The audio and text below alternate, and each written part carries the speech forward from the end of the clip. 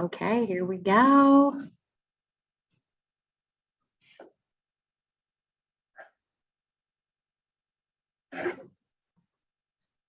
Rachel, it showed me. Yeah. Let's see if we got Whitney in.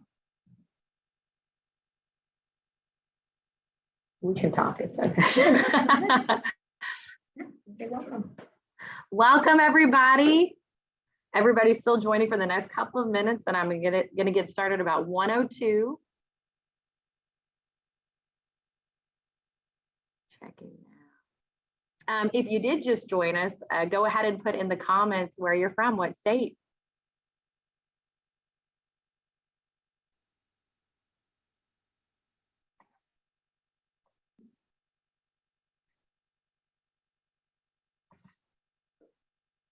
Okay, awesome. New Hampshire, Texas. From everywhere.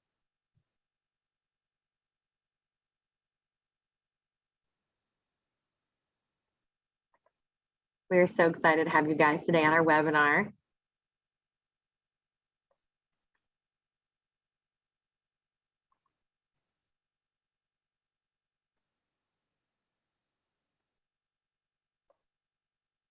Hi, Frank.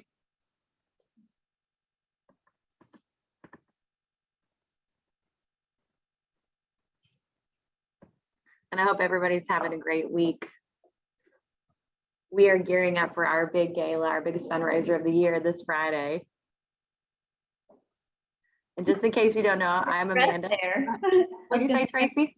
No stress. Hosting Not stressed at all. And gala on Friday, boy, that's a full week. The good thing, this is my 6th gala, so it's pretty easy. It's just, it's really exciting when we get closer. So, and this is the first event that we've had that's going to be normal since COVID. So that's exciting as well. And I think you guys know, but I'm Amanda from the Colon Cancer Prevention Project.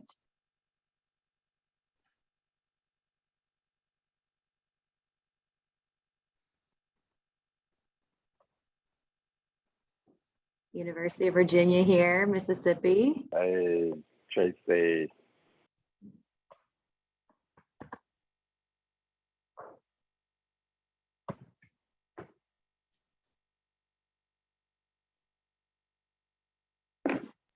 Hey, Michael. Long time no see. Long time no see. Whitney, nice to have you on here.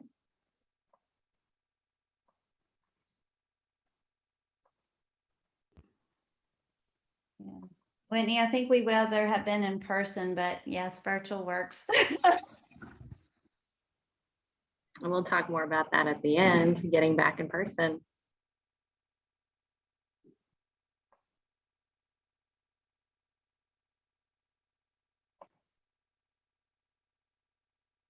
Hopefully the weather's nice where everybody is today. It's beautiful here in Kentucky.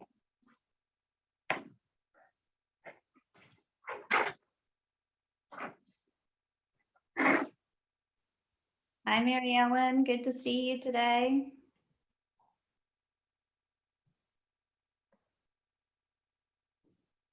And if you're just joining us, you're just putting in the comments where you're from, what state.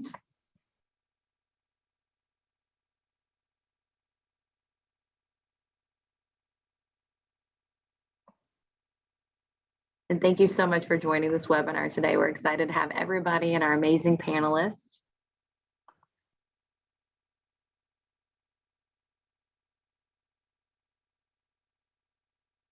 We're from Virginia. There we go.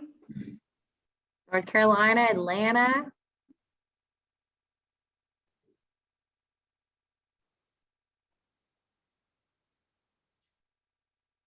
Winston-Salem. And we'll get rolling here in just about 1 minute.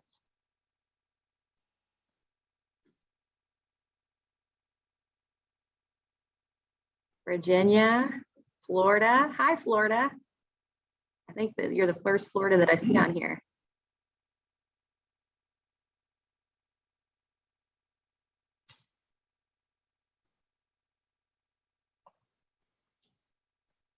for Virginia, Louisiana.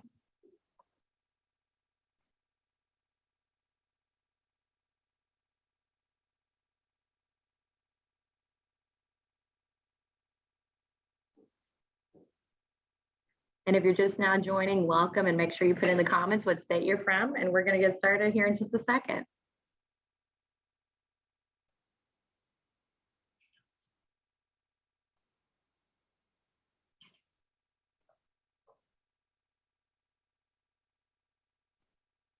Hello, Mississippi and St. Louis.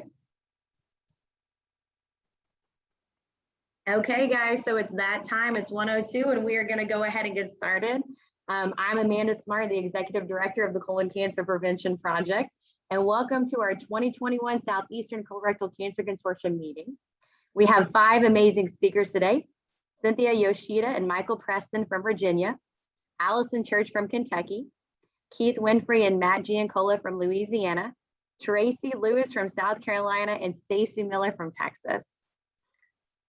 So please submit any questions for the speakers that you have to the CCPP team in the chat box, and we will get to as many as possible during the Q&A portions.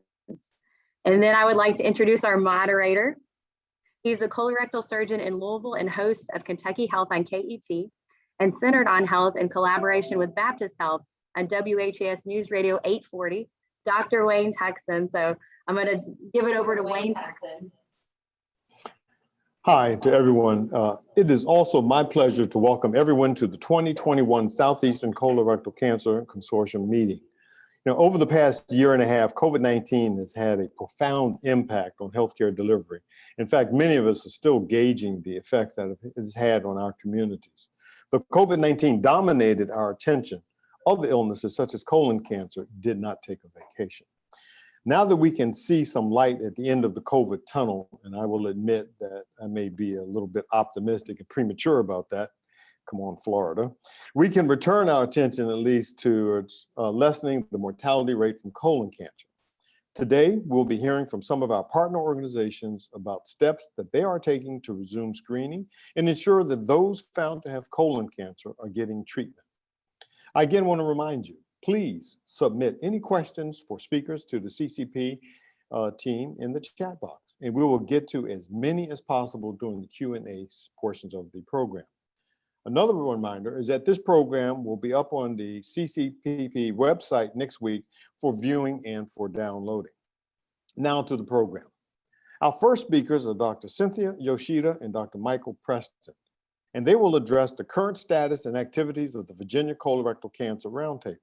Dr. Preston, who will be going first, is an assistant professor in the Department of Health, Behavior, and Policy in the School of Medicine and serves as the assistant director for the Office of Health Equity and Disparities Research in the Massey Cancer Center at Virginia Commonwealth University. Dr. Yoshida is a gastroenterologist and professor in the Department of Medicine at the University of Virginia. She co-chairs the newly revitalized Virginia Colorectal Cancer Roundtable and is the medical lead for the University of Virginia Cancer Center Colorectal Cancer Screening Program. Dr. Preston, you have the floor.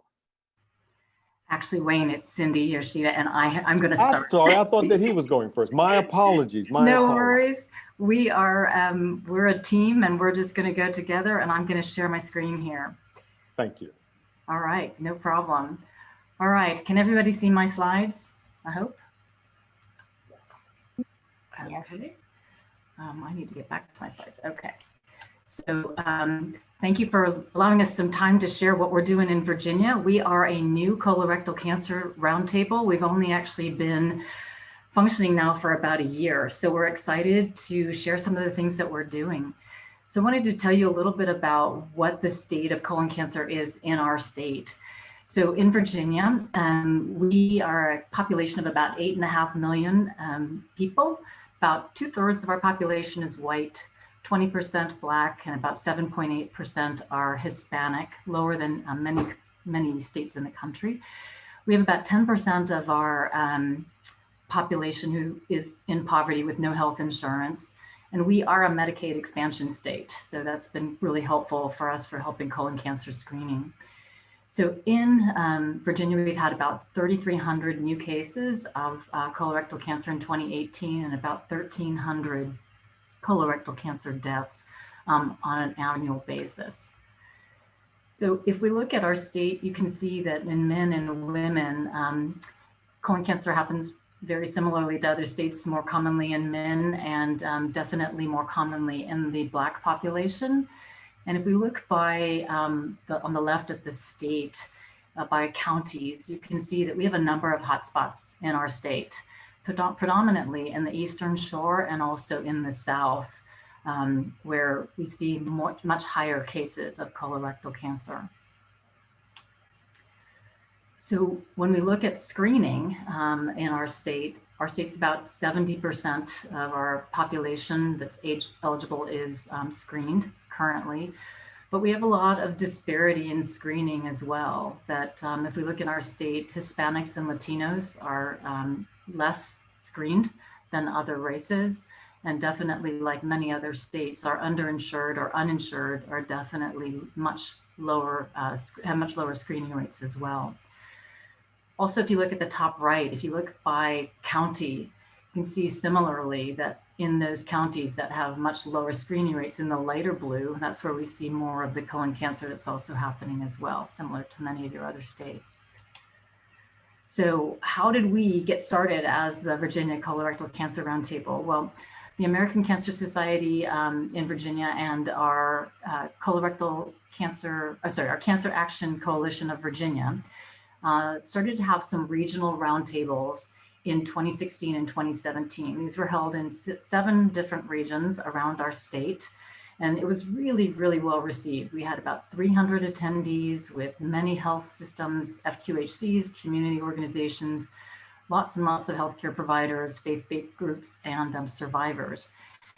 And at these roundtables, we discussed the regional colorectal cancer screening rates by county in the areas. The ACS distributed a number of colorectal cancer screening resources for the communities. And then we tried to really come up with action plans for the communities to do locally. And these were really well attended. There was a lot of excitement and a lot of energy with them, but they were single regional roundtables only, and we did not really expand anything beyond that.